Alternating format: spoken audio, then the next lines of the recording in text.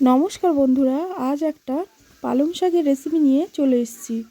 নিরামিষ পালং শাক, শুধু পালং শাক নয়, এতে অনেক কিছু আছে। তোমরা দেখতে থাকো। রান্নাটা করবে আমার দিদার হাতে এই রান্নাটা খুবই ভালো লাগে।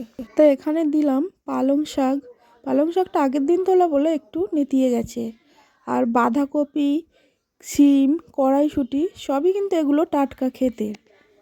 আর দিয়ে দিলাম আলু। এবারে এইগুলো ভালোভাবে ধুয়ে নেব। আলুটা আলাদা দিলাম কারণ এখন নতুন আলুতে বালি থাকে, সেই জন্যে আলুটা আলাদা কেটে আলাদা ধুয়ে নিলাম। আর এই রান্নাটা কোনো পুজোতে, মানে আমাদের মামার বাড়ির এখানে সরস্বতী পুজোর 7 দিন পর একটা রান্না পুজো হয়। সবাই এক জায়গায় একসাথে একটা ঠাকুরতলায় রান্না করে, সেখানে তো এই রান্নাটা করবেই। তো বলতে বলতে দিদা এখানে রান্নাটা শুরু করে দিল।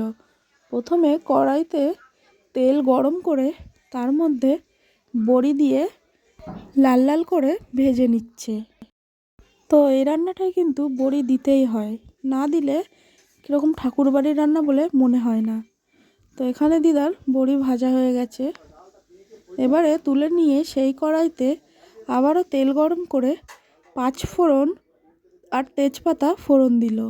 এবারে ফোড়নটা একটু ভাজা ভাজা হয়ে গেলে তার মধ্যে সেই কেটে ধুয়ে রাখা সবজিগুলো সব একে একে দিয়ে দিল।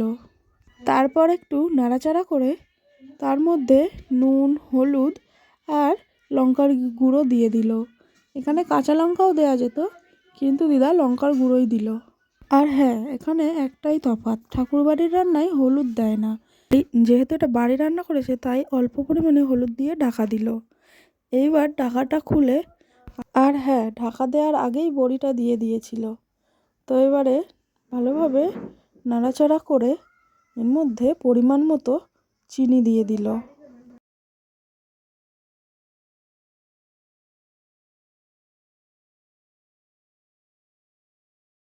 চিনিটা দিয়ে আবারও ভালো করে নাড়তে থাকলো। এইবার ঘন ঘন নাড়তে থাকলো, এতে আর কিছু দেবে না। এবার নেড়ে নেড়ে শুকনো শুকনো করে নামিয়ে নিল। তো দিদার হাতের এই রান্নাটা খেতে খুবই তো সুন্দর হয়েছিল, আর খুবই সহজ একটা রান্না। তো তোমাদের যদি ভালো লেগে থাকে তাহলে একটা লাইক আর আমার চ্যানেলটা সাবস্ক্রাইব করে দিও। আর নতুন নতুন রান্না এবং ডেলি ব্লগ দেখতে হলে